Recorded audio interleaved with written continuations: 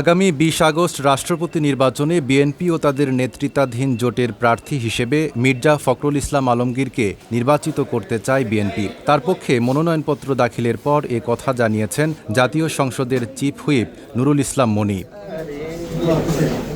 তিনি জানান, মির্জা ফখরুলের মনোনয়নপত্রের প্রস্তাবক বিএনপির স্থায়ী কমিটির সদস্য ডক্টর মঈন খান এবং সমর্থক গয়েশ্বর চন্দ্র রায়। বিএনপি এবং আমাদের দলীয় জোট থেকে মনোনীত হয়েছেন।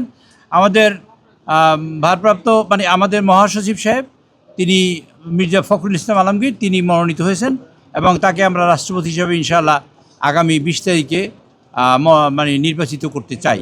এবং নির্বাচন হবে আমাদের সংসদ ভবনে এবং আমাদের মাননীয় প্রধান নির্বাচন কমিশন সেখানে নির্বাচন দায়িত্ব পালন করবেন। তিনি রিটার্নিং অফিসার হিসেবে দায়িত্ব পালন করবেন এবং সেখানে আমাদের মাননীয় সদস্যবৃন্দ আমরা সবাই ভোট দেবো।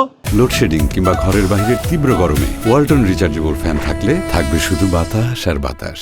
চিফ হুইপ বলেন, দল ও জোটের মনোনীত প্রার্থী হিসেবে আগামী ২০ আগস্ট মির্জা ফখরুলকে রাষ্ট্রপতি নির্বাচিত করতে চান তারা। তিনি আরও জানান, সংসদ ভবনে রাষ্ট্রপতি নির্বাচন অনুষ্ঠিত হবে। প্রধান নির্বাচন কমিশনার রিটার্নিং কর্মকর্তা হিসেবে দায়িত্ব পালন করবেন এবং সংসদ সদস্যরা ভোট দিয়ে রাষ্ট্রপতি নির্বাচিত করবেন। এদিকে ১১ দলীয় জোট থেকে কর্নেল অলি আহমদও রাষ্ট্রপতি পদে মনোনয়ন পেয়েছেন। ফলে নির্বাচন প্রতিদ্বন্দ্বিতাপূর্ণ হবে বলে জানান chief whip. Desk report, Dhaka post.